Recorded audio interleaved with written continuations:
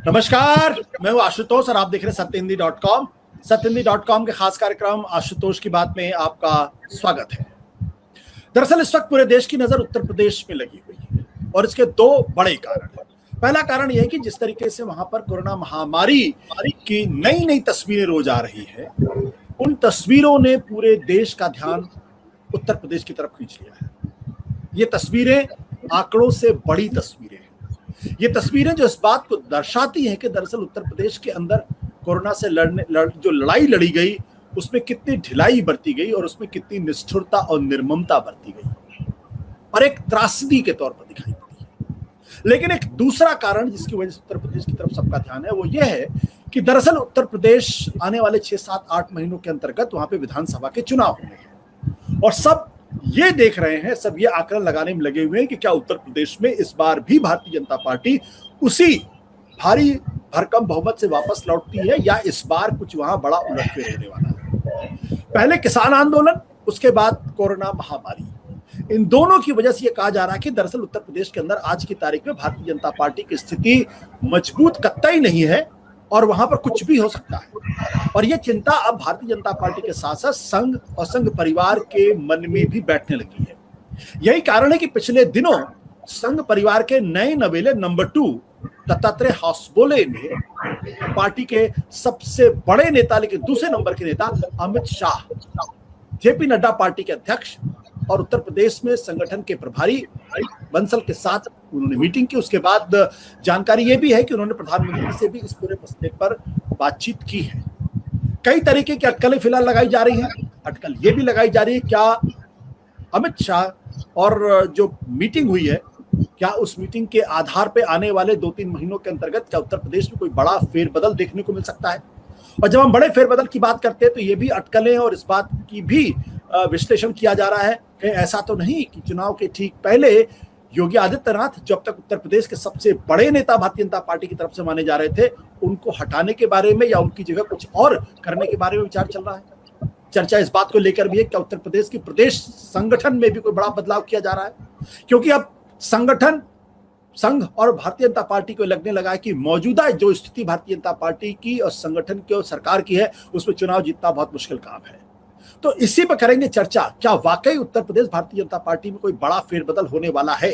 क्या वाकई योगी आदित्यनाथ के सिर पर कोई तलवार लटक रही है? और क्या वाकई उत्तर प्रदेश अब भारतीय जनता पार्टी के लिए वाटरलू साबित हो सकता है? इसी पर करेंगे चर्चा। इस पर हमारे साथ कई वरिष्ठ लोग हैं। हमारे साथ है विनोद अग्निहोत्री, जो अमर उजाला के सलाहकार संपादक हैं। हमारे साथ विजय त्रिवेदी हैं, जिन्होंने भी आरएसएस पे एक बड़ी मशहूर किताब लिखी है। उसके पहले भारतीय जनता पार्टी के बारे में भी एक बड़ी मशहूर किताब लिखी है। योगी आदित्यनाथ पर उनकी किताब बड़ी मशहूर है और साथ ही साथ अटल बिहारी वाजपेयी पर भी उनकी किताब है। तो ये बड़े पिछले दिनों बड़े लिखाड़ के तौर पर भी उभरे हैं, एक बड़े पत्रकार के साथ साथ। हमारे साथ शेखर अय्यर भी वरिष्ठ पत्रकार हैं। हमारे साथ सिद्धार्थ कलहंस है लखनऊ से, जो लगातार उत्तर प्रदेश की हालात पर, राजनीति पर नजर रखे। और हमारे साथ सिंधी से आवाज के संपादक आलोक जोशी भी हैं। वैसे इस वक्त वैसे तो मुंबई में रहते हैं, लेकिन इन दिनों ये लखनऊ में ही प्रवास कर रहे हैं पिछले 2-3 महीनों से। तो सिद्धार्थ, सबसे पहले आपसे, ये जो जानकारियां इस वक्त छन छन के आ रही हैं मीटिंग को लेकर, इसमें क्या पुख्ता जानकारी मिल पा रही है? क्या वाकई में भारतीय जनता पार्टी के अंदर चिंता है और क्या इस चिंता का सबब यह होगा कि कोई बड़ा फेरबदल हो सकता है वहां पे? अपने आप को अनम्यूट करना पड़ेगा सिद्धार्थ जी। आशुतोष जी, देखिए, जानकारियों का जो आधार गिनाया जा रहा है, आधार अपनी जगह सही है। आधार ये गिनाया जा रहा है कि उत्तर प्रदेश की वजह से वैश्विक छवि भारत की बहुत खराब हुई है, नरेंद्र मोदी की बहुत खराब हुई है। आधार ये बताया जा रहा है कि उत्तर प्रदेश में कोरोना को लेकर जो बदहाली का पूरा दौर चला, जो हाहाकार मचा, उसको संभाल पाने में वर्तमान नेतृत्व जो सरकार है वो नाकाम रही है और संगठन ने अपने आप को एक प्रभावी भूमिका में रख पाने में असफलता दिखाई है। आधार ये बताया जा रहा है कि पंचायत चुनाव जिसके 2-3 चरण तब हुए थे जब कोरोना की महामारी उसने चरम सीमा पर नहीं थी, और उन चरणों में भी भारतीय जनता पार्टी का प्रदर्शन जो रहा है वो कोई बहुत प्रभावशाली नहीं रहा है। आधार ये भी गिनाया जा रहा है, उत्तर प्रदेश में जो राजनीतिक घटनाक्रम पर चर्चा चल रही है उसमें ये भी बताया जा रहा है कि उत्तर प्रदेश में जो पंचायत के चुनाव इस बार हुए हैं उसमें जो 2014 से भारतीय जनता पार्टी गैर यादव, गैर जाटों, दलितों और पिछड़ों का एक पूरा कॉन्ग्लोमरेशन बनाती रही है और उसके दम पर भारी भरकम जीत हासिल करती रही है, वो पूरा जो कुनबा बटोरा था वो कुनबा छिटका है। पंचायत चुनाव ने ये साबित किया है, जिस तरह से पंचायत चुनाव के नतीजे आए हैं और जो उत्तर प्रदेश में जिन जातियों के लोग बड़ी तादाद में जीते हैं और भारतीय जनता पार्टी को हराया है, तो ये सब आधार बनते हैं कि उत्तर प्रदेश में नेतृत्व परिवर्तन की सोची जा रही है या उत्तर प्रदेश को लेकर कोई सर्जरी जैसा कुछ किया जा रहा है। अब इसके बरक्स दूसरी बात देखने की ये भी है कि उत्तर प्रदेश में जो वर्तमान में सरकार का नेतृत्व कर रहे हैं योगी आदित्यनाथ, क्या वो कल्याण सिंह या उमा भारती सरीखे कोई नेता हैं? जाहिर सी बात है कि नहीं है। और योगी आदित्यनाथ 2017 के विधानसभा चुनाव से पहले करीब करीब भारतीय जनता पार्टी में रहते हुए या उसके सिंबल पर लड़ते हुए भी भारतीय जनता पार्टी के लिए एक विपक्ष का काम करते रहे हैं, यानी कि उनके कोई भारतीय जनता पार्टी के सरकार संगठन या जो कुछ भी रहा है उस पूरे तंत्र में उनकी कोई भूमिका नहीं रहती थी, बल्कि वो तंत्र के लिए मुसीबत ही खड़े करते रहे थे। 2017 में पहली बार ऐसा हुआ था कि योगी आदित्यनाथ को स्टार कैंपेनर बनाया गया था, उनकी खूब सभाएं कराई गई थी। उसके बाद जब नतीजे आए तो उनको उत्तर प्रदेश की बागडोर सौंपी गई। अब जो बातें चल रही हैं इसमें ज्यादातर बातें वो हैं जो उत्तर प्रदेश में बैठ के हम लोगों तक पहुंचती हैं या जो चर्चा में हैं, उनका उद्गम स्थल दिल्ली बताया जाता है कि साहब दिल्ली में ये मीटिंग हुई, दिल्ली की इस मीटिंग में ये चर्चा हुई, वहां इतने लोग मौजूद थे। केशव प्रसाद मौर्य को अचानक दिल्ली बुलाया गया, हालांकि बाद में उन्होंने खुद आकर सफाई दी कि नहीं भाई मुझे नहीं बुलाया गया, मैं यहीं लखनऊ में मौजूद हूँ। तो जो अलग अलग विकल्प लोग या अलग अलग कयास जो लोग लगा रहे हैं वो भी अपनी अपनी सुविधा अनुसार लगा रहे हैं। कोई एक कयास ये भी लगाया जा रहा है कि राजनाथ जी को तैयार किया जा रहा है कि वो आकर उत्तर प्रदेश का मुख्यमंत्री बने, अगर वो नहीं बनते हैं तो उनके स्थान पर स्वतंत्र देव को जिम्मेदारी सौंप दी जाएगी। दूसरा ये कहा जा रहा है कि अरविंद कुमार शर्मा उनको बड़ी जिम्मेदारी दे दी जाएगी। ये भी कहा जा रहा है कि केशव प्रसाद मौर्य चूंकि पिछड़ों को इर्द गिर्द भारतीय जनता पार्टी की राजनीति और भारतीय जनता पार्टी का पूरा जो विजय का एक पूरा महल खड़ा होता है वो होता है, तो उनको बना दिया जाएगा। लेकिन जहां तक हमारी बातचीत मुख्यमंत्री के इर्द गिर्द के कुछ लोगों से हुई या पार्टी में जो लोग लगातार महत्वपूर्ण भूमिकाओं में रहे हैं, उनके मुताबिक उत्तर प्रदेश में हाल फिलहाल में नेतृत्व परिवर्तन की संभावना नजर नहीं आती है। हाँ, मंत्रिमंडल विस्तार जो काफी लंबे समय से उत्तर प्रदेश में लंबित है और चर्चाएं चल रही हैं, मंत्रिमंडल का विस्तार तो हो सकता है। और संगठन चूंकि बहुत प्रभावी भूमिका में नहीं देखा गया है, तो संगठन में भी कुछ सर्जरी की गुंजाइश दिखती है। लेकिन नेतृत्व परिवर्तन को लेकर अभी तक कोई इस तरह की ठोस जानकारी निकलकर नहीं सामने आ रही है, या कोई कारण ऐसा नहीं दिख रहा है, या कोई इस तरह की किसी बैठक का कोई निष्कर्ष सामने नहीं आया है कि जिसमें ये कहा जाए कि हाँ उत्तर प्रदेश में अब नया मुख्यमंत्री ले आया जाएगा। इस तरह की बातचीत अभी तक कहीं से तर्कसंगत मतलब समझा पाने में कोई भी असफल है। विनोद जी, आपने एक लंबा लेख अमर उजाला में लिखा है और उसमें भारतीय जनता पार्टी की मीटिंग कहाँ हुई, कैसे हुई, किस तरीके से हुई, कौन कौन लोग उसमें शामिल थे और क्या क्या चीजें हो सकती हैं। जो बात सिद्धार्थ कह रहे हैं कि चर्चाएं तो बहुत है, योगी आदित्यनाथ को बदलने के बारे में भी चर्चा है, ये भी है कि कल्याण सिंह उमा भारती का सरीखा मॉडल भी है। तो क्या ये गंभीर चर्चा है या सिर्फ नक्कार खाने की बातें हैं कि हवा में बातें उड़ गई? चुनाव के समय में, चुनाव के पहले बहुत सारे लोग इस तरीके की बातें उड़ा देते हैं। कितनी गंभीर लगती है आपको यह बात कि योगी आदित्यनाथ के बारे में भारतीय जनता पार्टी गंभीरता से सोच रही है? दूसरा सवाल, क्या उनको बदला भी जा सकता है या नहीं बदला जा सकता? आपको अपने को अनम्यूट करना पड़ेगा विनोद जी। चर्चा तो है और चिंता भी है, लेकिन बदले जाने की संभावना मुझे नहीं लगती है। मैंने लिखा भी इस चीज को कि मुझे लगता है कि योगी आदित्यनाथ की जो सत्ता है उत्तर प्रदेश में, जो सरकार है, एक तो उस सत्ता को विकेंद्रित करने की कोशिश है और संगठन चूंकि बिल्कुल निस्तेज है उनके सामने और निस्तेज पड़ा हुआ है, और स्वतंत्र देव सिंह से जो अपेक्षा थी, तो वो भी पिछड़े वर्ग से हैं और इसीलिए उनको लाया गया था कि उनके आने से थोड़ा पिछड़ों का जो एक जो गुस्सा था कि केशव प्रसाद मौर्य को मुख्यमंत्री नहीं बनाया गया था, तो स्वतंत्र देव सिंह को इसीलिए महेंद्र नाथ पांडे को हटा के स्वतंत्र देव सिंह को लाया गया कि कम से कम जो है पिछड़े उसमें शांत रहेंगे। लेकिन जिस तरह से पंचायत चुनाव आए, जिस तरह से पिछले समय से लगातार संगठन की गतिविधि बिल्कुल ठप सी है उत्तर प्रदेश में, और जबकि केशव प्रसाद मौर्य का जो रिकॉर्ड था, जब 2017 में भारतीय जनता पार्टी के प्रदेश अध्यक्ष बनाए गए थे, तो आपको याद होगा कि वो काफी उनको अननोन सी फिगर थे, वो तब उनको कोई नहीं जानता था। एक सांसद थे जो 71-73 सांसद चुन के आए थे बीजेपी और उनके सहयोगी दलों के, उनमें से एक वो थे, और अचानक उनको बनाया गया था। लेकिन उन्होंने परफॉर्म किया, और परफॉर्म करने के बाद एक तरह से पिछड़ों के नेता बने और मुख्यमंत्री पद के सबसे मजबूत दावेदार थे। और जहां तक विजय जी को मुझसे ज्यादा जानकारी होगी, क्योंकि ये तो बिल्कुल अंदर की बातें जानते हैं, तो गृह मंत्री जी अमित शाह जी जो उसमें भारतीय जनता पार्टी के अध्यक्ष थे, उनकी पसंद भी मुख्यमंत्री के रूप में केशव प्रसाद मौर्य थे। लेकिन वो जिस तरह से ऊपर फिर बाद में संघ की रणनीति और बहुत सारी चीजें आई, तो मनोज सिन्हा और केशव प्रसाद मौर्य की जगह योगी जी को बनाया गया।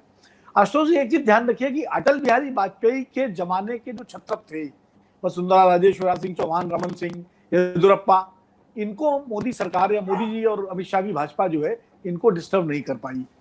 उनके जमाने में, इनके जमाने में जितने मुख्यमंत्री बने उनमें छत्रप खाली योगी आदित्यनाथ ही है। न रघुवर दास छत्रप रहे, न खट्टर छत्रप हैं, न देवेंद्र फडणवीस उससे छत्रप बन पाए, न विजय रूपाणी छत्रप है। छत्रप के रूप में अगर आप माने तो योगी आदित्यनाथ ने अपने को स्थापित किया है। और जिस तरह योगी आदित्यनाथ ने अपनी एक छवि बनाई, और एक समय था तो मोदी योगी होने लगा था, और ये बीजेपी से लेके और मीडिया में हर जगह कि मोदी के बाद कौन योगी, और पता लगा कि विदेशी अखबारों तक में योगी जी के छवि के विज्ञापन जो है छपे हैं।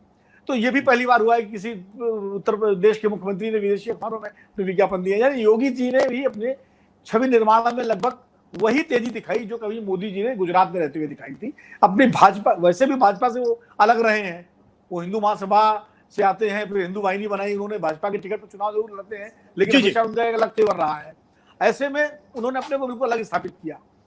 बावजूद इसके छवि तो बहुत अच्छी बन गई, लेकिन डिलीवरी की जहां तक बात है, गवर्नेंस की बात है, उसको लेकर के बहुत सारे सवाल पहले भी उठते रहे, और चाहे पुलिस मुठभेड़ों का मामला हो, कानून व्यवस्था का मामला हो, और कोविड-2 ने जो है उसको और बुरी तरह से झकझोर दिया सारे प्रशासन तंत्र को।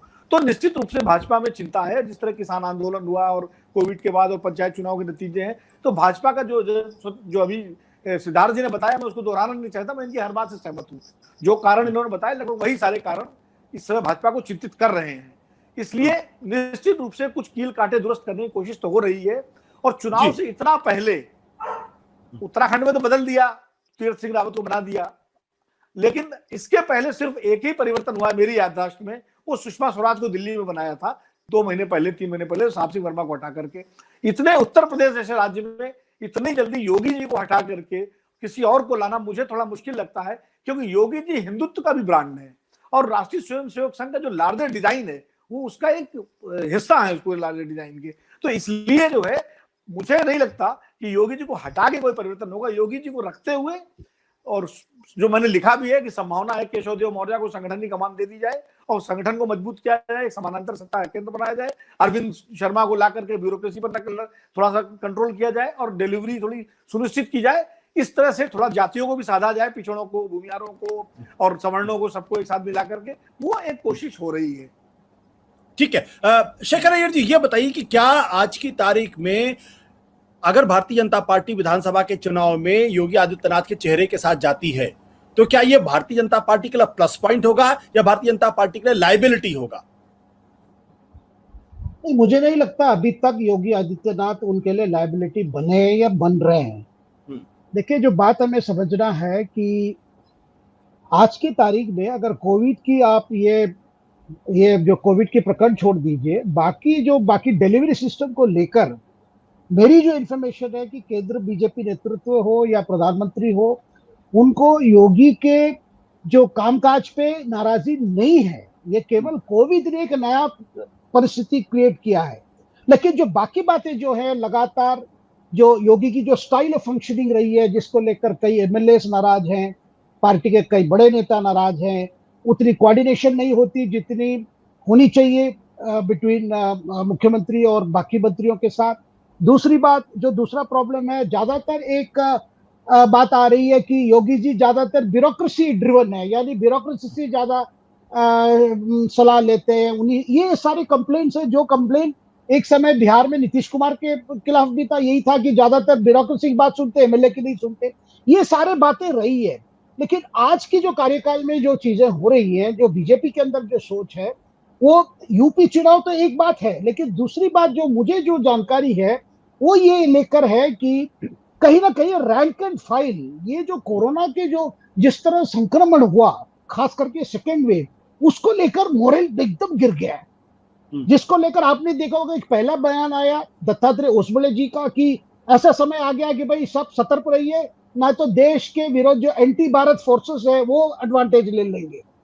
आप उसको मतलब रीड कर सकते हैं किसको ये कर रहे हैं। दूसरी बात, मोहन भागवत जी का भी खुद का जो ये था पॉजिटिविटी लेक्चर, उसमें भी अगर आप देखेंगे एक बात जो उन्होंने कहा, भाई उन्होंने खास करके एक उर्दू शब्द प्रयोग किया, गफालत हुई है, यानी यानी मतलब सब ने इसको नजरअंदाज करते हुए सबकी तरफ से एक विफलता रही है। और साथ में देखिए उन्होंने हेगड़ेवार जो आरएसएस के जो फाउंडर हैं उनकी एग्जांपल दी कि कहीं ना कहीं संघ में भी, बीजेपी भी यही लग रहा है कि जिस तरह कैडर को इस समय काम करनी चाहिए थी, जिस तरह मंत्रियों को, एमएलए को सामने आके जिस तरह एक पब्लिक सर्विस करनी थी, जो एश्योरेंस देनी थी, वो नहीं हुआ।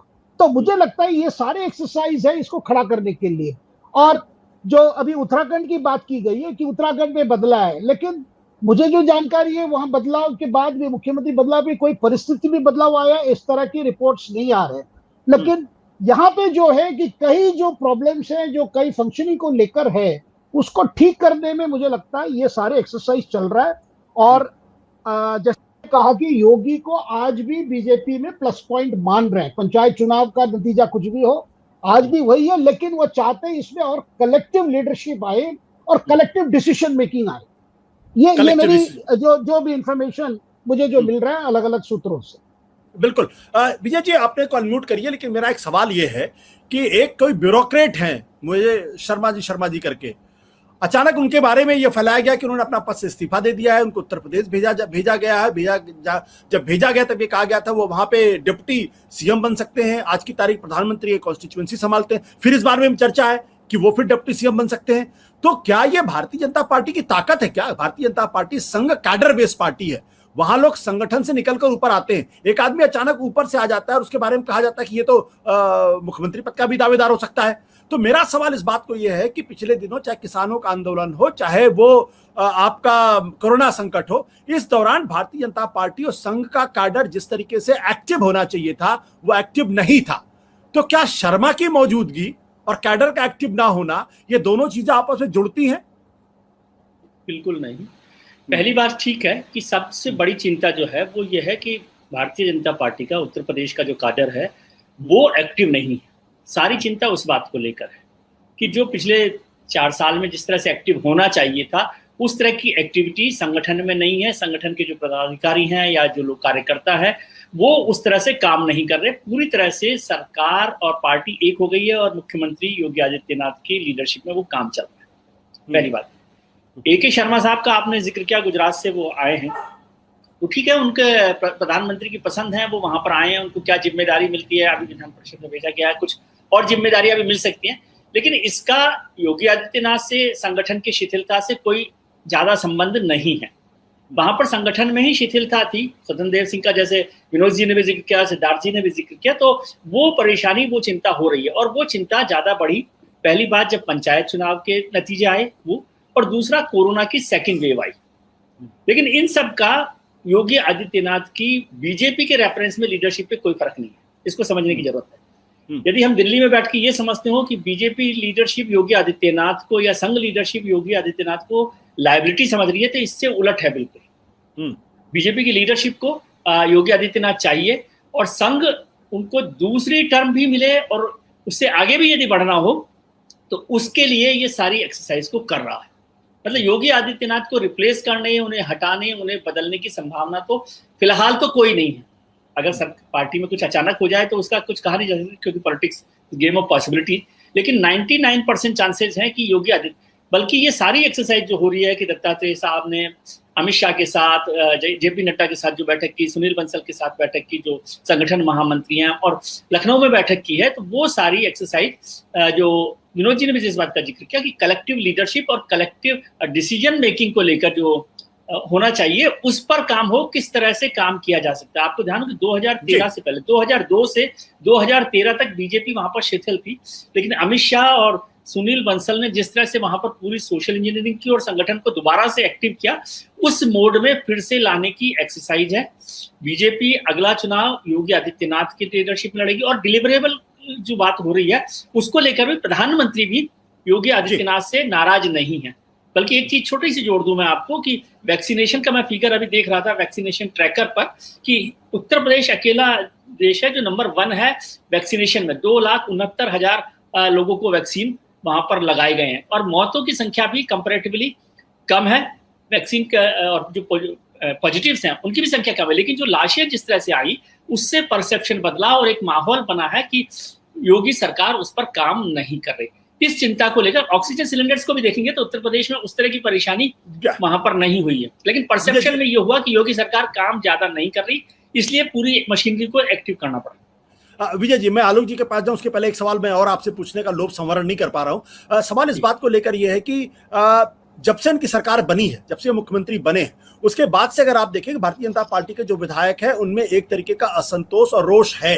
आपको याद होगा विधानसभा चल रही थी जब 70 विधायकों ने एक तरीके से विधानसभा के अंदर ही धरने दे दिए थे। कोरोना के दौरान कई एमएलए, कई मंत्री और कई सांसदों तक खुली चिट्ठी लिखी और ये कहा कि एक तरीके से असंतोष जताया। कई ऐसी जगह पे जहां पे दीवार पे लिखा हुआ है कि भाई संगठन जो है वो कुछ काम नहीं कर पा रहा, इसलिए कृपया करके आप जो मन में आया सो करिए, मतलब आप मेरे पास भेज दीजिए। इस तरीके की भी जानकारियां वहां पे है।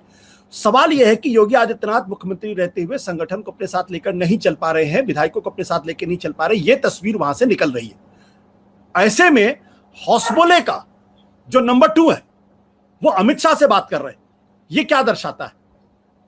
हौसबोले की जो उपस्थिति है, हौसबोले की उपस्थिति क्या है? क्या ये दर्शाता है कि पार्टी संगठन के बीच में कोऑर्डिनेशन नहीं है, सरकार और केंद्र के बीच में कोऑर्डिनेशन नहीं है, जिसकी वजह से योगी आदित्यनाथ एकला चलो रहे में तो ठीक है, लेकिन बाकी लोग पीछे नहीं लेके चल पा रहे? वो नहीं, सरकार और केंद्र सरकार में या केंद्र के नेतृत्व में कोई परेशानी है ऐसा मुझे नहीं लगता। हौसबोले नए सरकारें बने हैं और उनको यही जो बात मैंने पहले कही कि उनकी चिंता है कि योगी आदित्यनाथ को रिपीट होना चाहिए। उनको लेकर जो शिकायतें हैं, संगठन को लेकर हो, सरकार में लेकर हो, विधायकों को लेकर है, उसे दूर किया जाना चाहिए। इसलिए हो सकता है कि मंत्रिमंडल में फेरबदल हो। अभी 6-7 सीट्स की वैकेंसी तो वैसे भी वहां पर है, तो कुछ और की जा सकती है। संगठन में भी फेरबदल किया जा सकता है और एक कलेक्टिव लीडरशिप पर, कलेक्टिव डिसीजन मेकिंग पर काम किया जाए। लेकिन जो लोग समझते हो कि उनकी नाराजगी से योगी आदित्यनाथ को बदला जाएगा, वो ऐसा नहीं होने वाला है। और ये सारी एक्सरसाइज योगी आदित्यनाथ को ताकत देने के लिए की जा रही है, इसको समझना ज्यादा जरूरी है। ठीक है। मैं अभी आलोक जी के पास में आलोक जी मुझे क्षमा करिएगा, मैं आपके पास 1 मिनट के बाद आता। शेखर जी, मेरा आपसे सवाल है, यह हौसबोले की मौजूदगी क्यों है? क्योंकि मैंने लंबे समय के बाद देखा कि संघ के नंबर 2 वो खुले रूप से, संघ अपने आप को कहता है कि हम चुनाव से दूर रहते, मेरा चुनाव से कोई लेना देना नहीं है, और संघ में नंबर 2 की जो स्थिति होती है वो बहुत ही एग्जॉल्टेड पोजीशन होती है।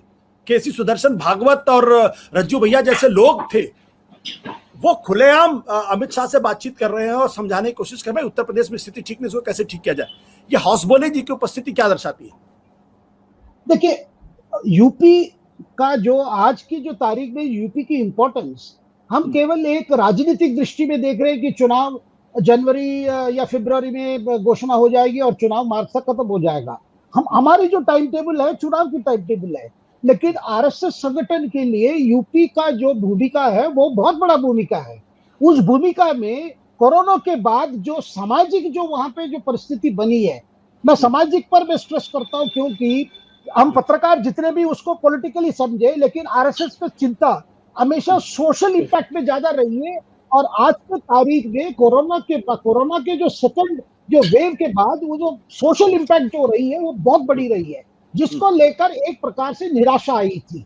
मैं आई थी इसलिए कह रहा हूं, पिछले 2 हफ्ते में आप देखेंगे वहां पे कई करेक्टिव्स ली गए। जो परिस्थिति की हम बात कर रहे हैं, जो गंभीर परिस्थिति जो थी वो धीरे धीरे सुधर हो रहा है। तो जो सामाजिक जो इम्पैक्ट है, इसीलिए आपने देखा होगा कि मोहन भागवत जी के जो लेक्चर में ज्यादातर वो सामाजिक इश्यूज पे टच किए।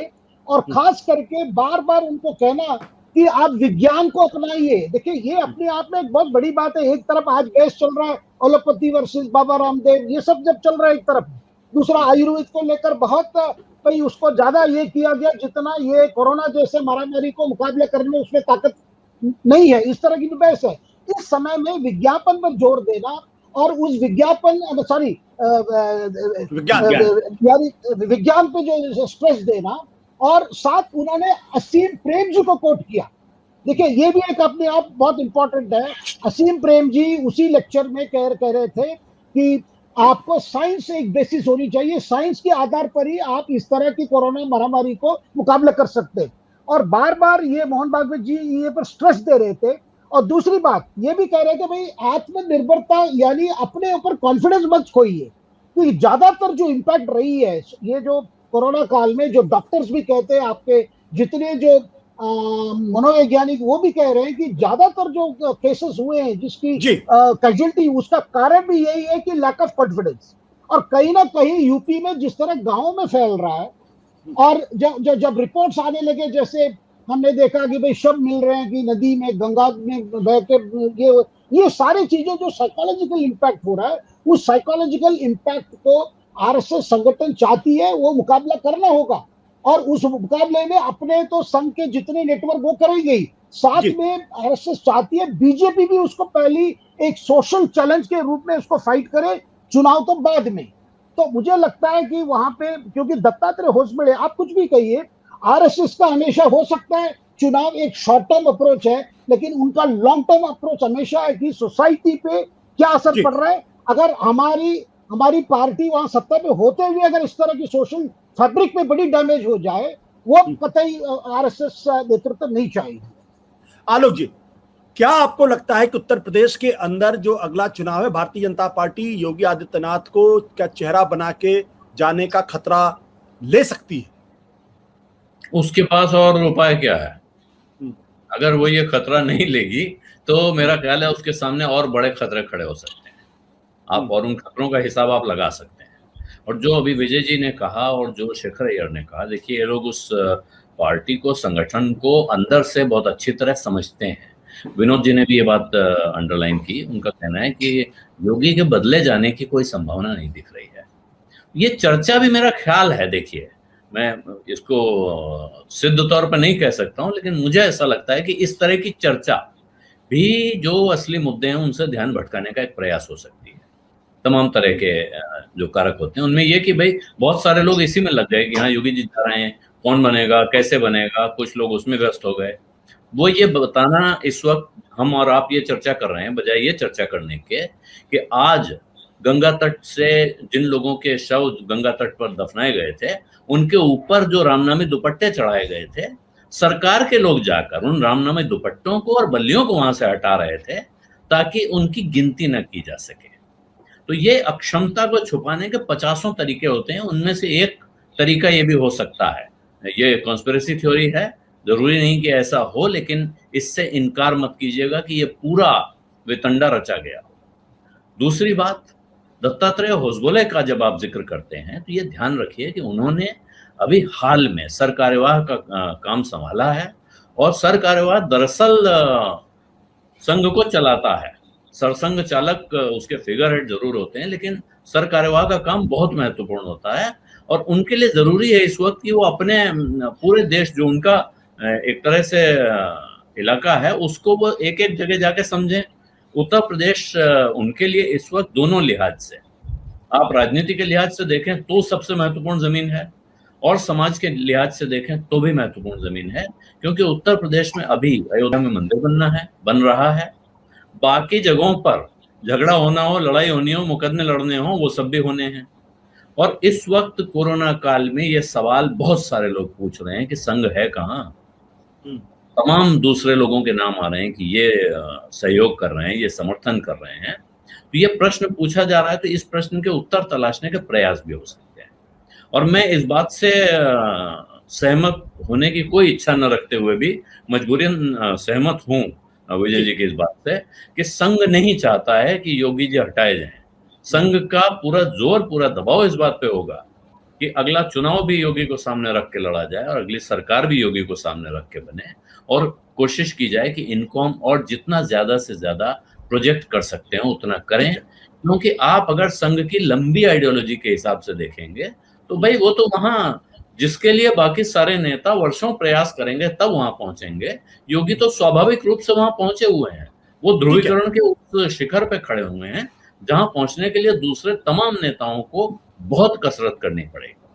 लेकिन इसके साथ एक छोटी सी बात और जोड़ूंगा। अगर आप चुनाव की नजर से देख रहे हैं तो योगी रहें या योगी जाएं, अगर भारतीय जनता पार्टी को नुकसान होना तय है तो फिर उसको ये कसरत नहीं हटा पाएगी। जैसे कि अभी शेखर जी ने कहा कि उत्तराखंड में त्रिवेंद्र सिंह रावत की जगह तीरथ सिंह रावत को लाया गया, उससे जमीन पर कोई फर्क पड़ता नहीं दिख रहा है, उल्टे नुकसान हो रहा है। ये आलोचना बड़े पैमाने पे हो रही है कि उस मुख्यमंत्री को इसलिए हटाया गया क्योंकि उसने आपके एजेंडा की कुछ चीजों पर तार्किक आधार पे ऐतराज किया था। तो ये ठीक है, अब सांप छछूंदर की स्थिति है कि न निगलते बनता है न उगलते बनता है। अब तो जो है इसको लेके आपको चुनाव लड़ना पड़ेगा। बाकी जो थ्योरी हैं, आप अगर कहते हैं कलेक्टिव लीडरशिप, मेरी समझ से योगी आदित्यनाथ उन व्यक्तियों में से नहीं है जो किसी भी प्रकार की कलेक्टिव लीडरशिप में कोई भागीदारी करेंगे। जो लोग यहाँ उनको मुझसे ज्यादा जानते हैं, मुझसे पहले से जानते हैं, उनसे आप इस बात पे वोट करवा सकते हैं। आप म्यूट हो गए। आलोक जी, हाँ, मैं एक डेविल्स एडवोकेट का रोल प्ले करना चाहता हूं और मैं ये सवाल सिद्धार्थ जी से भी पूछना चाहता हूं और उसका जवाब मैं चाहूंगा कि विनोद जी भी दे। लेकिन सबसे पहले सिद्धार्थ जी, 1917 का विधानसभा का चुनाव, भारतीय जनता पार्टी उसके पहले विधानसभा के चुनाव में तीसरे चौथे नंबर की पार्टी होती थी। 2017 के पहले, मतलब लोकसभा का चुनाव अगर आप हटा देते, तीसरे चौथे नंबर पे कांग्रेस से उसके बीच में झगड़ा होता था। आप बिना किसी नेता को, बिना योगी आदित्यनाथ को आगे किए हुए 300 से ज्यादा सीट लेकर आते हैं, पहली बात। नरेंद्र मोदी को आगे हाँ, दूसरी बात, योगी आदित्यनाथ के रहते हुए एक शर्मा जी को वहां से दिल्ली से भेजा जाता है। तीसरी बात, लगातार इस बात की खबरें आती हैं कि योगी आदित्यनाथ के कार्यकलाप से वहां की विधायक, सांसद, मंत्री परेशान है, वो उनके कार्यकलाप से प्रसन्न नहीं। चौथी बात, ये कहा जाता है कि जो मौर्य साहब हैं, केशव मौर्य साहब, उनकी उनसे नहीं पटती है, वो एक दूसरे को नीचा दिखाने में लगे रहते हैं। और पांचवी बात, अमित शाह और योगी आदित्यनाथ के बीच में भी खटपट है क्योंकि भविष्य की राजनीति को लेकर। तो जो पार्टी बिना योगी आदित्यनाथ के 2017 में 300 सीट लेकर आ सकती है, आज कौन सी मजबूरी है कि बिना योगी आदित्यनाथ के चेहरा बनाए हुए वो चुनाव नहीं लड़ सकती? नहीं, मैं इसको आप दूसरी तरीके से देखें। योगी आदित्यनाथ को चेहरा बनाया नहीं गया था 2017 में और 300 से ज्यादा सीटें मिली थी। केशव मौर्य उस समय जो है वो पार्टी को लीड कर रहे थे। उससे पहले 2014 में लोकसभा चुनाव में जबरदस्त सफलता मिली थी। 2019 का चुनाव नरेंद्र मोदी और अमित शाह की जोड़ी ने लड़ा था।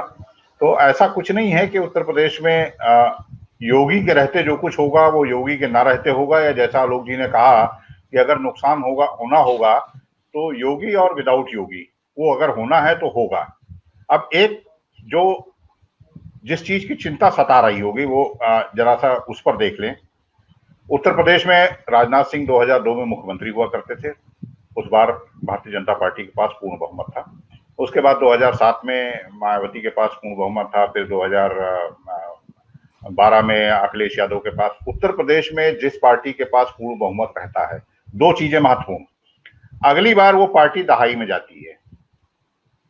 इसके बाद आप 2007, 12 और इस बार जो हो रहा है, ये तीनों सरकारों का उदाहरण हमारे सामने है कि इन तीनों सरकारों में यही शिकायत नजर आई। आप उन ब्यूरोक्रेट्स के नाम सभी को मालूम है, बताने की जरूरत नहीं है कि ब्यूरोक्रेट्स ने सरकार को चलाना शुरू कर दिया था। यही 2007 में मायावती के समय में हुआ था। कुछ चर्चित नाम है, सभी जानते हैं। 2012 में क्या हुआ था सभी जानते हैं। यही इस बार हो रहा है। तो कलेक्टिव डिसीजन मेकिंग की अगर बात या अगर चिंता भारतीय जनता पार्टी के बीच में उठ रही है तो ये बड़ी वाजिब है, क्योंकि पिछले उदाहरण ये साबित करते हैं कि जो पार्टी सत्ता में रही, अफसरों पर उसकी डिपेंडेंसी बहुत रही, अफसरों ने सरकार चलानी शुरू कर दी, उसका हश्र अगले चुनाव में क्या हुआ।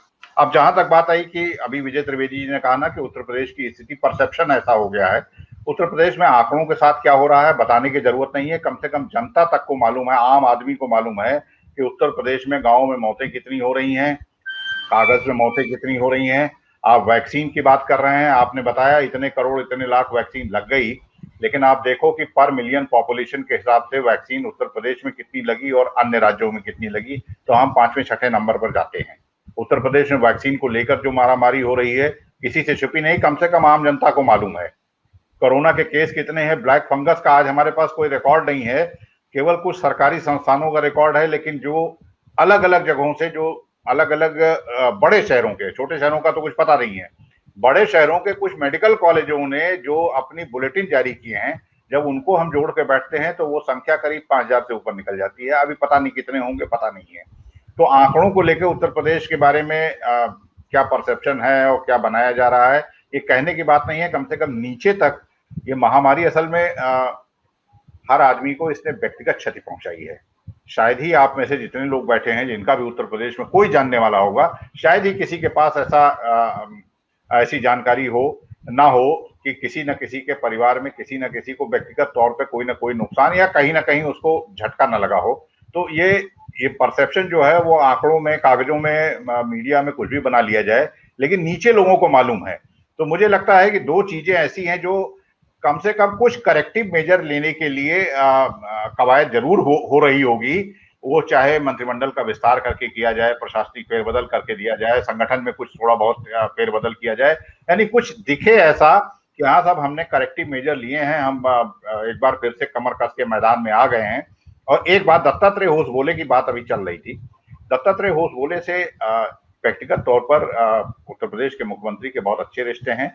इससे पहले जब वो संघ में नंबर 2 यानी सरकारवार नहीं थे, उससे पहले भी उत्तर प्रदेश में संगठन और सरकार के बीच में कुछ रस्साकसी चली थी, तो दत्तात्रेय होसबोले ने मीडिएट किया था और उसके बाद एक नियमित बैठक का सिलसिला शुरू हुआ था जिसमें संघ के लोग और पार्टी के जो संगठन के लोग थे उनके साथ मुख्यमंत्री की बैठक होती थी। तो वो एक दत्तात्रेय होसबोले की एक व्यक्तिगत रुचि भी है, योगी आदित्यनाथ से उनके संबंधों के चलते उत्तर प्रदेश को लेके वो उनकी चिंता भी होती है। और शायद जैसा अभी आलोक जी ने कहा और सबने करीब करीब कहा है कि ये तो तय माना जा रहा है कि योगी आदित्यनाथ के अतिरिक्त अभी फिलहाल कोई ऐसा चेहरा नहीं है जिसके साथ चुनाव में जाया जाए। तो शायद उनको और ज्यादा लैस करने के लिए, उनको जिसे कहते हैं ना, और ज्यादा एक बूस्टर डोज देने के लिए एक प्रयास होसबोले जी की तरफ से भी हो रहा होगा। और पार्टी भी कुछ करेक्टिव मेजर करते हुए दिखेगी। कितना करेक्टिव मेजर वो काम आता है ये अलग बात है, लेकिन कुछ ना कुछ करते हुए दिखेगी। म्यूट है। मैं चाहूंगा कि आप भी इस सवाल का जवाब दें कि भाई जो पार्टी बिना योगी आदित्यनाथ की 300 से ज्यादा सीट लेके आ रही है, आज उसको योगी आदित्यनाथ की जरूरत क्यों है? ये देखिए आशुतोष, इसके लिए मैं एक उदाहरण देना चाहूंगा। 1993 में दिल्ली विधानसभा के चुनाव हुए तो साहब सिंह वर्मा बहुत बड़े नेता नहीं थे, मदन लाल खुराना बड़े नेता थे और मदन लाल खुराना के नाम पर पार्टी ने बहुमत पाया था।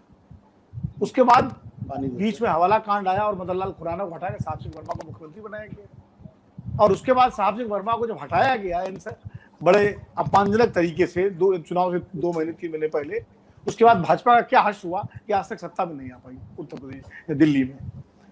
उसी तरह कल्याण सिंह की तो लंबी इनिंग थी, मैं मान सकता हूँ, लेकिन कल्याण सिंह को भी जब हटाया गया उसके बाद भारतीय जनता पार्टी की क्या स्थिति हुई वो भी हमारे सामने है।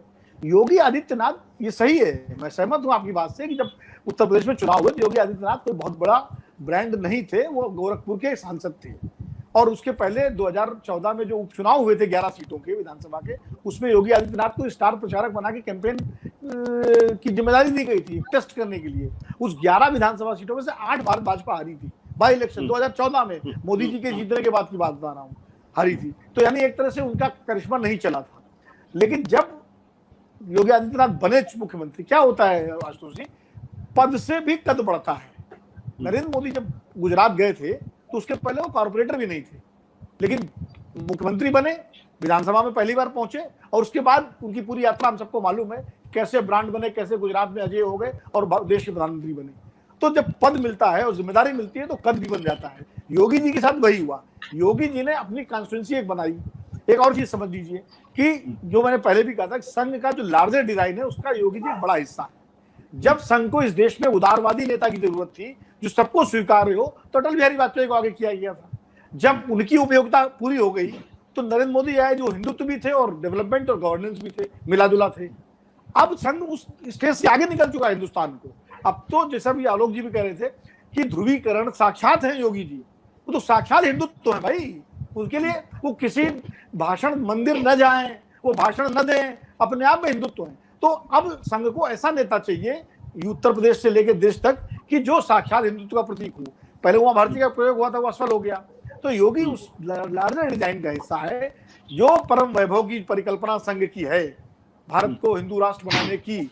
आज भले न कोई कहे, लेकिन वो उनका अंतिम लक्ष्य है। ये संघ के बाकायदा जो आदि पुरुष हैं हेडगेवार साहब और गुरु जी, उनकी पूरे साहित्य में है। तो उसको पाने के लिए संघ जो है एक पूरी तैयारी के साथ काम कर रहा है। सही कहा घोषाल हमारे जयंतो भाई ने कि किस तरह से जो है, सॉरी ये इन्होंने अपने क्या कहते हैं शेखर भाई ने, शेखर हमारे पुराने दोस्त हैं। हम लोग जो है मोदी जी से मिलने गए थे 2010 में 11 में, याद है शेखर भाई, जब वो था अपना क्या कहते हैं वाइब्रेंट गुजरात, तो हम ही दोनों को मिलने के लिए बुलाया था उन्होंने। तो मैं कह रहा था कि उस लार्जर डिजाइन का हिस्सा है योगी जी, और इसीलिए मैं बिल्कुल सहमत हूँ शेखर की बात से या बाकी लोगों की बात से कि योगी जी के नेतृत्व में ही चुनाव लड़ा जाएगा। योगी जी के नेतृत्व में चुनाव लड़ने के बाद आगे की कमान भी अगर पार्टी अच्छा करती है तो आगे भी योगी जी रहे। इसीलिए योगी जी को पूरे देश में घुमाया जाता है, और किसी मुख्यमंत्री को नहीं घुमाया जाता, वो योगी जी को घुमाया जाता है। चाहे पार्टी हारे या जीते, लेकिन योगी के स्टार प्रचारकत्व में कमी नहीं होती है। और नाथ संप्रदाय से वो आते हैं जिसका पूरे देश में जिसके अनुयायी हैं, तो एक वो कॉन्स्टिट्यूएंसी है। दूसरा, अगर सामाजिक गणित के हिसाब से देखें तो उत्तर प्रदेश के सामाजिक गणित में योगी जी ने अपनी भी एक कॉन्स्टिट्यूएंसी तैयार की है, वो हिंदुत्व की भी है और जातीय गणित में भी वो कॉन्स्टिट्यूएंसी है। तो अब योगी जी को हटाना, वो एक अवध में कहावत है कि गुड़ भरा हंसिया है। गुड़ भरा हंसिया का मतलब होता है कि न उगलते बने निकलते बने। तो योगी जो भी होना है भारतीय जनता पार्टी के 2022 में, अच्छा बुरा जो भी होना है, वो योगी जी के नेतृत्व में ही चुनाव लड़के होगा। बट विनोद जी, एक बात मैं अंत में जरूर कहना चाहूंगा, और मैं चाहूंगा कि विजय जी बड़ी छोटी सी टिप्पणी करें कि योगी आदित्यनाथ और नरेंद्र मोदी में जमीन आसमान का फर्क है। नरेंद्र मोदी लगातार 3 बार गुजरात के मुख्यमंत्री रहे और लगातार 2 बार देश के प्रधानमंत्री बहुमत से बने हैं। योगी आदित्यनाथ ने भी जहां जहां प्रचार किया है, अभी उनको साबित करना है कि वो दरअसल चुनाव जिता सकते हैं भारतीय जनता पार्टी को। और उनके रहते हुए अगर किसी ब्यूरोक्रेट को भेजा जाए कि आप जाके उत्तर प्रदेश को संभालो, तो योगी आदित्यनाथ की लीडरशिप पर उससे बड़ा प्रश्न चिन्ह और उससे बड़ा संदेह हो ही नहीं सकता। विजय जी, क्या योगी आदित्यनाथ के अंदर चुनाव जिताने की क्षमता है या नहीं? योगी आदित्यनाथ संगठन को, पार्टी को मजबूत करने की चुनावी स्तर पर, राजनीतिक स्तर पर ताकत रखते हैं। ये पिछले बहुत सारे चुनाव में उत्तर प्रदेश में नहीं, राज्य भर दूसरे जो राज्य है वहां पर भी हुआ। और इसीलिए जो विनोद जी जिसका जिक्र करें कि बार बार उनको चुनाव प्रचार में शामिल किया गया है। चाहे वो वेस्ट बंगाल का चुनाव, वेस्ट बंगाल में बीजेपी हार गई हो, लेकिन योगी आदित्यनाथ का इस्तेमाल पूरी तरह से किया गया और उसके बहुत सारे फायदे हुए। सारा मतलब केवल सीट में बदलने में ही नहीं होता है। दूसरी बात मैं जोड़ना चाहता हूँ, जो विनोद जी ने कही वो बहुत अच्छी बात है कि पद से भी कद बढ़ता है। वो 2017 का चुनाव भले ही योगी जी के नेतृत्व में नहीं लड़ा गया हो, लेकिन आपको याद रखना चाहिए कि वो उसके स्टार कैंपेनर थे और तमाम तरह का विरोध उस समय भारतीय जनता पार्टी में था, मैं जानता हूं। उसके बावजूद उनके लिए अलग से हेलीकॉप्टर और जहाज की व्यवस्था होती थी कि वो गोरखपुर से वेस्टर्न यूपी तक के लिए भी दिल्ली आते थे और फिर वहां पर करते थे। और अब उनका कद इतना बड़ा हो गया कि उस ब्रांड से अलग बीजेपी नहीं जा सकती, ये बहुत साफ है। और तीसरी बात एक और जोड़ दूं, ये मजबूरी का शब्द हटा दीजिए, चाहे वो आलोक जी उसे साफ छछूंदर कहें या विनोद जी उसको गुड़ भरा हंसिया कहे। योगी आदित्यनाथ बीजेपी की मजबूरी नहीं है, बीजेपी की ताकत है। जब आप इसको समझेंगे इस परसेप्शन से, तो फिर दूसरी चर्चा का दूसरा तरीके से हम उस पर बात कर पाएंगे। बीजेपी की मजबूरी योगी आदित्यनाथ नहीं है। चुनाव जीतेंगे हारेंगे वो तो अलग मुद्दा है कि कौन जीतता है कौन हारता है, लेकिन मजबूरी नहीं है, वो उनकी ताकत है। ये बीजेपी कम से कम ऐसा मानती है। शेखर जी, आप क्या मानते हैं, क्या योगी आदित्यनाथ में वही जादुई टच है जो मोदी के अंदर है या जो अमित शाह के अंदर में भी है? अमित शाह को मैं छोटा संगठन करता नहीं मानता चुनाव, लेकिन योगी को भी आपने आपको साबित करना है, मेरा अपना मानना। आप बताइए। देखिए, योगी 2017 पहले क्या थे और आज क्या है, उसमें बहुत फर्क है। और दूसरी बात, जैसे प्रधानमंत्री जी, उनकी पार्टी के अंदर कितना कनेक्ट हो ना हो, इंडिविजुअल एमपीज कितने उनसे रिलेट करते हैं ना करते हैं, वो अलग बात है। लेकिन जो जमीन पर जो वोटर है उससे कनेक्ट ज्यादा है मोदी जी को आज की तारीख में, जिसको बार बार आपको कहा जाता है भाई उनकी जो लोकप्रियता आज भी ज्यादा डैमेज नहीं हुआ है, इस तरह बोलते हैं ये कोरोना काल में भी। और वैसे ही मैं देखता हूँ योगी का जो स्टाइल ऑफ फंक्शनिंग रही है, आज खास करके जो पर्सनल इमेज, अगर आप वो हिंदुत्व इमेज छोड़ के बाकी जो स्टाइल ऑफ फंक्शनिंग देखेंगे, उनके एफिशिएंसी देखेंगे, और आज तक कोई बड़ा करप्शन उन पर कोई अंगूठी नहीं, किसी ने नहीं उठाया कि इनमें कोई करप्शन की कोई चार्ज हो या करप्शन की है। आज तक वो ऐसे एक नेतृत्व है जो यूपी में पहले कभी नहीं देखा हो, और एक प्रकार से कई चीजों पर डिलीवरी हुई है। और साथ साथ देखिए, जब हम पूरे योगी पर डिस्कशन कर रहे हैं, हमें यह भी सोचना है कि विपक्ष में अभी क्या हाल है, कि क्या प्रियंका गांधी योगी जी को मुकाबला कर सकेंगे, क्या अखिलेश यादव जी जो एक बार मुख्यमंत्री रह चुके हैं, वो उस स्थिति में, उनकी पार्टी उस स्थिति में पूरा बीजेपी को टेक ऑन करने के लिए। और सबसे बड़ी बात जो है फिर वोटर कनेक्ट, आज एवरेज वोटर योगी से कैसे जुड़ रहा है। ठीक है, मतलब आपको लगता है कि आलोक, आप टिप्पणी करना चाहेंगे इस पे अंत में फाइनल? हाँ, मैं एक छोटी बात कहूंगा। देखिए, पहले तो 2017 में योगी चेहरा नहीं थे, लेकिन योगी वन ऑफ द फेसेस थे। योगी ने उस जीत में भूमिका निभाई है। जो सीटें उनके लोगों ने जीती, वो सीटें उनकी थी। योगी एक कंटेंडर थे। तमाम लोग कह रहे थे कि योगी आदित्यनाथ मुख्यमंत्री हो सकते हैं। आज की तारीख में योगी आदित्यनाथ मुख्यमंत्री की कुर्सी पर बैठे हुए हैं।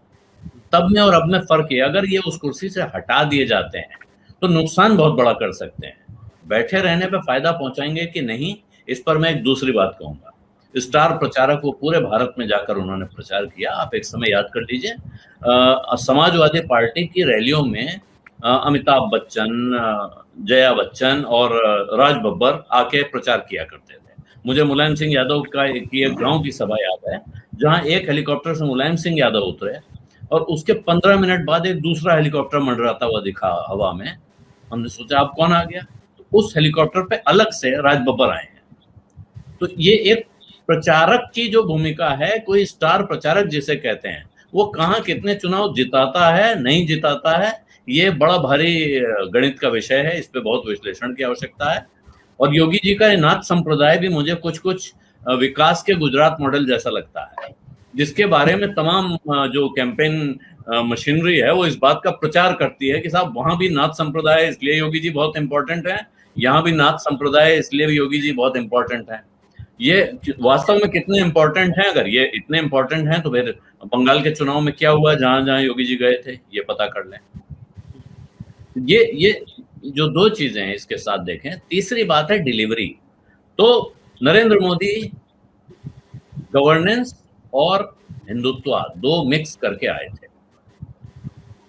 हिंदुत्व, चलिए आप यहाँ एक कदम नहीं कई कदम आगे बढ़ गए उत्तर प्रदेश में, लेकिन गवर्नेंस के सवाल पे तो भाई पूरी तरह मुंह के बल पड़े हुए हैं। आप कोई भी गणित जोड़ लीजिए, गिना लीजिए। मैं तो उत्तर प्रदेश का रहने वाला हूँ, यहाँ मैं यहीं बड़ा हुआ हूँ, बहुत सारी सरकारें देखी है मैंने। तमाम लोगों पे तमाम तरह के इल्जाम हैं। योगी आदित्यनाथ पर व्यक्तिगत भ्रष्टाचार का आरोप नहीं होगा, लेकिन क्या आज की तारीख में यहाँ भ्रष्टाचार नहीं हो रहा है? ये जो कह रहा है फिर उसकी आंख पे पट्टी बंधी हुई है। सिद्धार्थ कलंस यहाँ बैठे हैं, आप इनसे इसकी तस्दीक करा लीजिए। ठीक है, तो मूल बात यह है कि डिलीवरी अगर हो रही होती तो फिर ये सवाल उठता ही नहीं कि योगी आदित्यनाथ की जगह किसी और को क्यों आना है। साथ में तरह के असंतोष भी इसीलिए खड़े हो रहे हैं पार्टी के अंदर। लोगों को लग रहा है भाई इस चक्कर में अगर हम हार गए तो इतना मेहनत करके इतने साल रगड़ के जो कमाया है वो चला जाए। ठीक है आलोक, मैं बातचीत को यहीं पर खत्म करना पड़ेगा क्योंकि बहुत लंबी चौड़ी बातचीत हो गई है। लेकिन एक चीज मैं जरूर कहना चाहूंगा जो नरेंद्र मोदी और योगी आदित्यनाथ को पूरी तरीके से अलग करती है। नरेंद्र मोदी भले ही 2002 के दंगों के उनके ऊपर आरोप लगे हो, लेकिन उसके बाद से नरेंद्र मोदी ने अपने आप को एक आधुनिक मॉडर्न पॉलिटिशियन के तौर पर स्टैब्लिश करने की कोशिश की। नरेंद्र मोदी ने कभी भी अपने आप को पुरातन पंथी नेता बनाने की कोशिश कभी नहीं की, और यही उनकी सबसे बड़ी कामयाबी थी कि जब 2017 के बाद से जिस तरीके से उन्होंने करवट बदली है, वाइब्रेंट गुजरात को लेकर आए हैं, तो लोगों ने कहा कि ये विकास पुरुष हो सकते हैं, ये आधुनिक जो मॉडर्न फ्रेजियोलॉजी थी उसको थे। योगी आदित्यनाथ अभी उस दिशा में कहीं आगे बढ़ते हुए दिखाई नहीं पड़ते, वो पुरातन पंथी नेता जरूर दिखते हैं। तो इसलिए मोदी और योगी आदित्यनाथ की तुलना फिलहाल अभी बेमानी है, जब तक कि वो उत्तर प्रदेश का अगला विधानसभा चुनाव 300 से ज्यादा सीट लेकर अगर नहीं जिता पाएंगे और अगर कहीं 200 के आसपास भी रह जाते हैं तो मान लीजिएगा कि जो संघ ने उनके ऊपर जो दांव लगाया है वो उल्टा भी पड़ सकता है। नमस्कार, धन्यवाद, शुक्रिया।